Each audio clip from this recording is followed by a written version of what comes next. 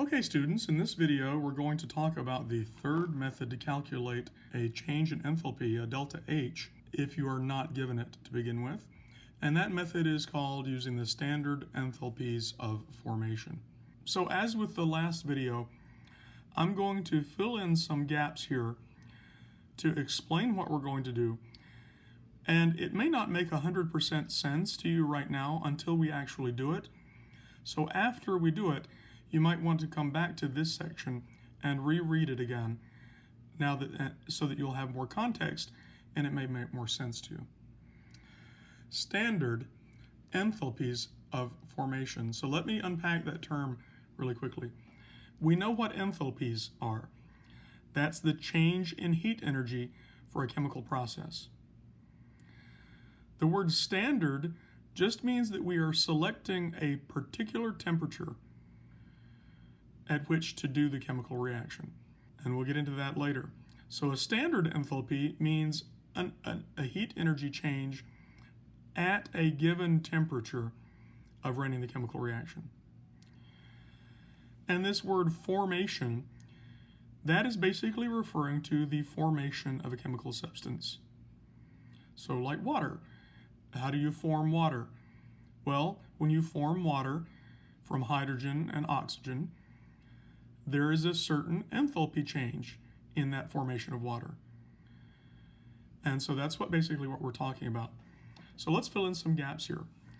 A third method to calculate the change in enthalpy for a reaction requires us to compare the enthalpies of formation of the products of a reaction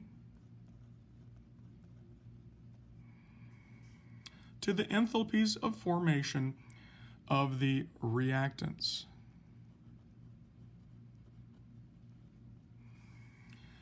Products are our final state, reactants are our initial state, right? So we're basically going to be taking a products minus reactants approach here.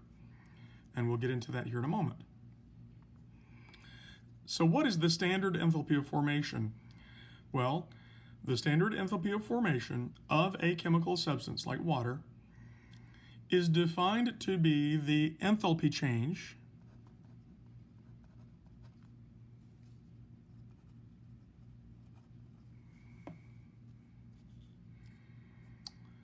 that occurs when 1 mole of the substance, for example water, when 1 mole of the substance is created from its constituent elements. Now, what does constituent elements mean? The elements that make up that or constitute that substance. So the constituent elements of water are hydrogen and oxygen. They are the elements that constitute water. In their most stable state. So the constituent elements must be in their most stable state. So for water, the constituent elements of hydrogen and oxygen must be in their most stable state, which would be H2 gas and O2 gas, which is the most stable forms of hydrogen and oxygen. So reading it again, the standard enthalpy of formation of a chemical substance is defined to be the enthalpy change that occurs when 1 mole of the substance is created from its constituent elements in their most stable state. Again, you might want to reread this after we've done an example, and I think this will make more sense to you then. By convention, and this is very important right here, by convention, elements that are in their most stable elemental state are themselves considered to have a standard enthalpy of formation of 0. And again, that's a very important point. The standard enthalpy of formation of H2 gas is 0. The standard enthalpy of formation of O2 gas is 0. So we need to know that when elements are in their most stable state, we, by convention, say that there is no energy requirement to make them, and therefore the enthalpy of formation to form them is 0. All right, let's move on and let's see if we can put this into practice a little bit. First of all, I'd like to give you an example of an equation, a chemical equation, that represents what we've just been talking about. The chemical equation for the enthalpy of formation of liquid water. Well, what are we doing? We're forming this substance from its constituent elements in their most stable state. So,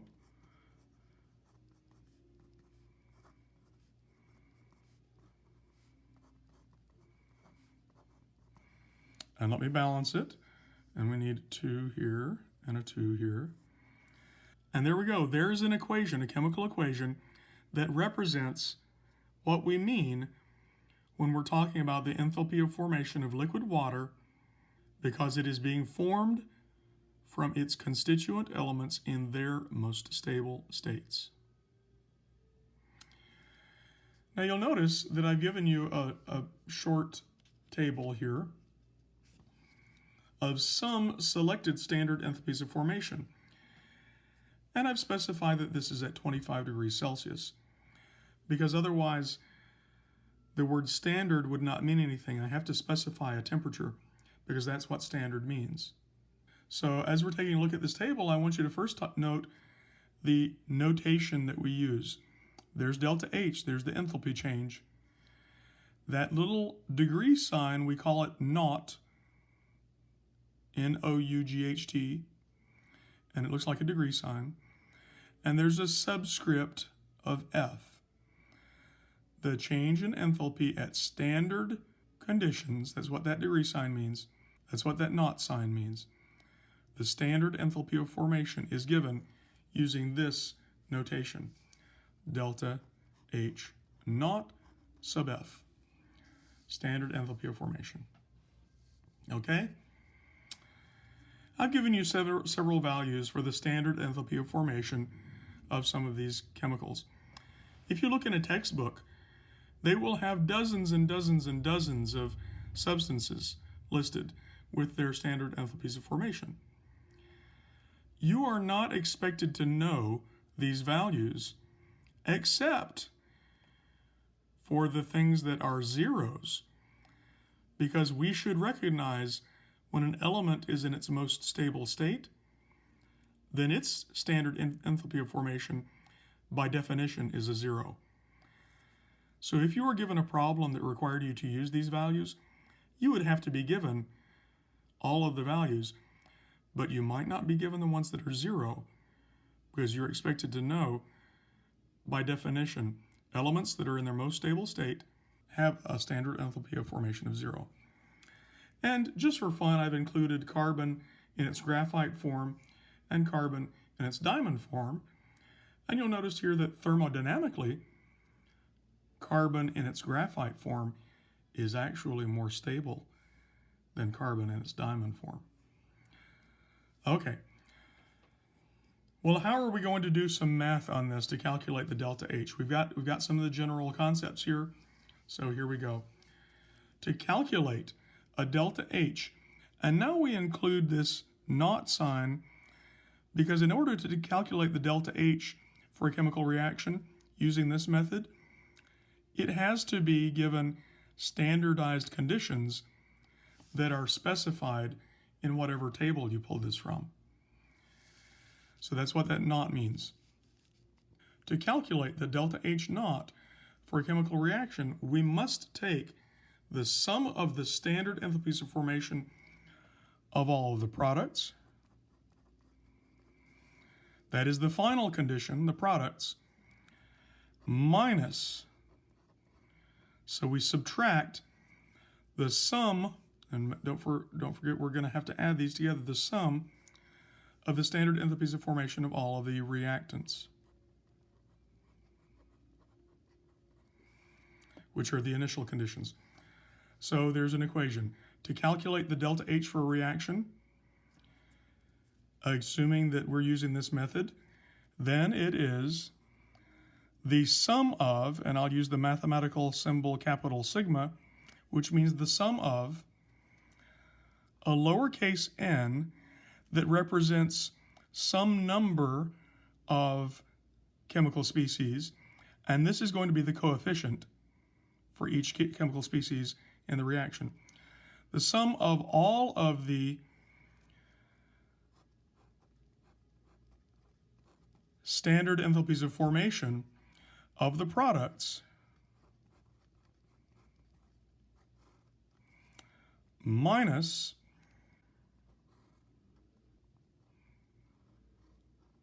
the sum of all of the, so including all of the coefficients, multiplying by coefficients,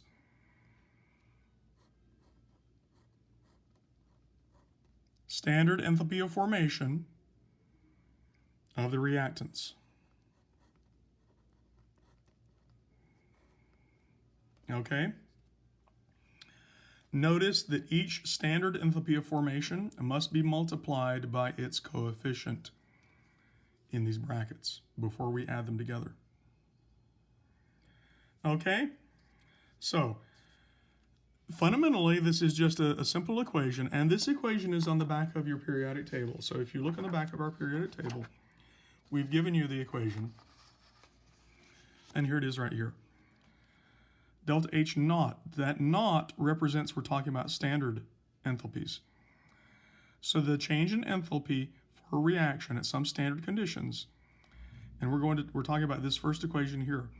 The sum of all of the standard enthalpy of formation for the products minus the sum of all of the standard enthalpy of formation of the reactants. Keep your brackets and your parentheses and your addition and subtraction signs straight. Don't forget that each one of these values has to be multiplied by its coefficient in a balanced chemical equation. And the rest is just plugging in the math. So I'm going to give you a sample problem down here now. And the sample problem, it's very nice. It tells you right up front, using the standard enthalpies of formation provided in the table above. Now, some problems won't tell you this. They will just say, they'll give you some of this information, and then they'll tell you to calculate the delta H naught of the reaction. And you will have to realize that by giving you delta H naughts of formation, they are giving a huge clue that you're going to need to use this method to solve this problem. So I would like for you to give it a shot first. We need a balanced chemical equation first. So I've completed the equation, but you need to balance it first because you need those molar coefficients.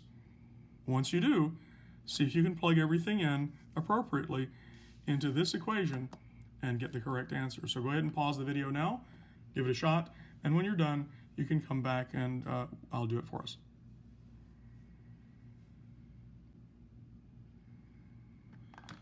All right, coming back from pausing the video, we're going to solve this problem together.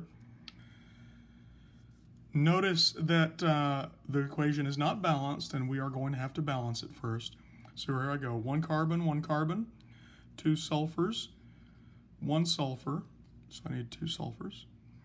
I changed something, so I start over, 1 carbon, 2 sulfurs, 2 sulfurs, 2 oxygens, 1, 2, and 2 times 2 is 4 more, so 2 and 4 is 6 oxygens. 2 oxygens, 6 oxygens. 6 oxygens.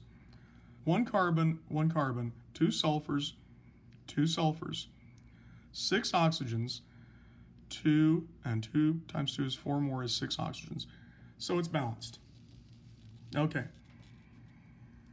I'm going to use the standard enthalpies of formation method to solve this problem. They've told me right away, but if they hadn't, then they would have had to have given me some of these standard enthalpies of formation in the problem.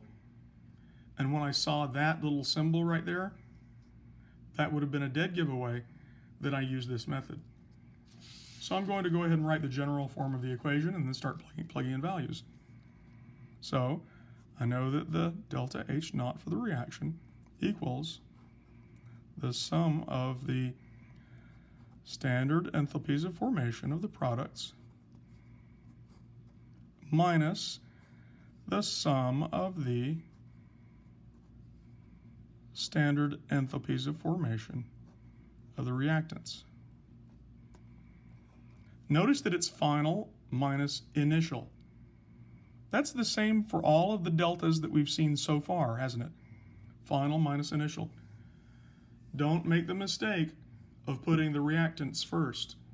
That's a common mistake that some students make. Now I'm going to start plugging in values. I want to multiply each product's standard enthalpy of formation by its molar coefficient. So the first product is right here. So here I go. Well, it's only multiplied by 1. There's only 1 there, so that's great. So I don't have to multiply that one by anything. But the standard enthalpy of formation of CO2 gas is negative 393.5.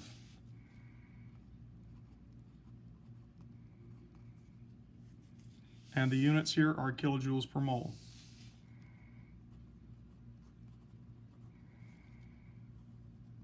I've dealt with one of my products, including multiplying it by the 1 there, that means I don't have to do anything there. And I'm going to add that to my other product, because I'm not done with my sum of all of the products, right? So my other product is the SO2 gas, and I'm multiplying it by 2. So I've got 2 times the SO2 gas. SO2 gases, standard enthalpy of formation, is right here, negative 296.4.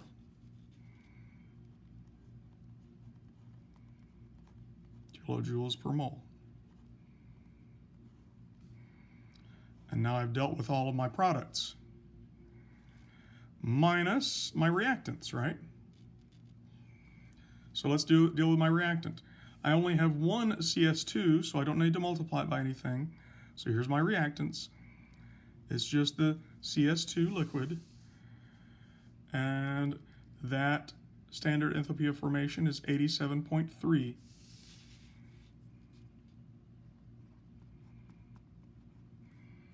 kilojoules per mole.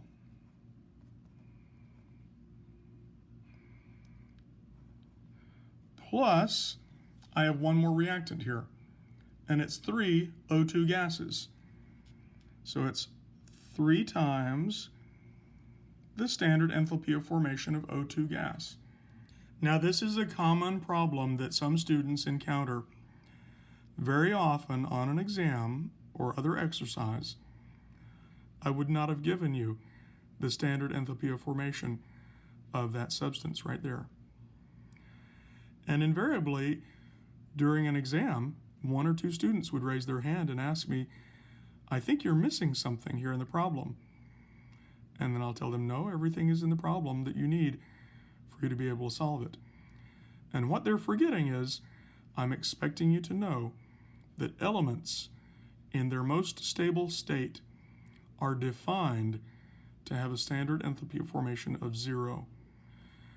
So even if you didn't have this table to tell you, and it were omitted from the problem, you should be able to know or remember that the standard enthalpy of formation for that substance is 0. Okay? All right, so now I have my numbers in there. I'm going to just do some calculator math here. And hopefully, if I do all my calculator math right, I'll get the correct same answer that you did. To make sure that my math doesn't get tripped up here, I'm going to resolve everything in each bracket first, and then give my final answer. So the sum of all of the standard enthalpies of formation for the products is a negative 986.3. And yes, I can go out there because remember, these can be thought of as just additions, and they all go out one place past the decimal. That's just for the products, right? Does that make sense? Just checking my calculator math, that's about a negative 400, a negative 300 twice, so that's about a negative 600, and negative 400 should be about a negative 1,000. So that looks about right, okay? minus doing the same for the reactants. Now notice, this math is pretty easy. I don't even have to plug this into my calculator. This is just 87.3, isn't it? I didn't have to do anything else there. Minus 87.3 kilojoules per mole for my reactants, okay? So if I look at this, if I do my calculator work right, then this is about a negative 1,000 minus another 100. It should be close to negative 1,100 or so. And sure enough, my answer, calculator tells me that it's a negative 1073.6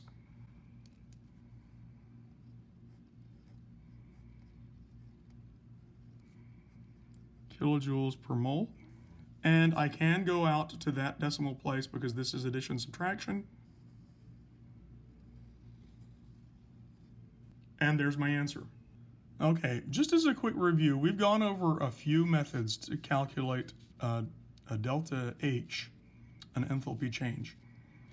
So we've used calorimetry, we've used the stepwise Hess's law, and now we've used the standard enthalpy or formation.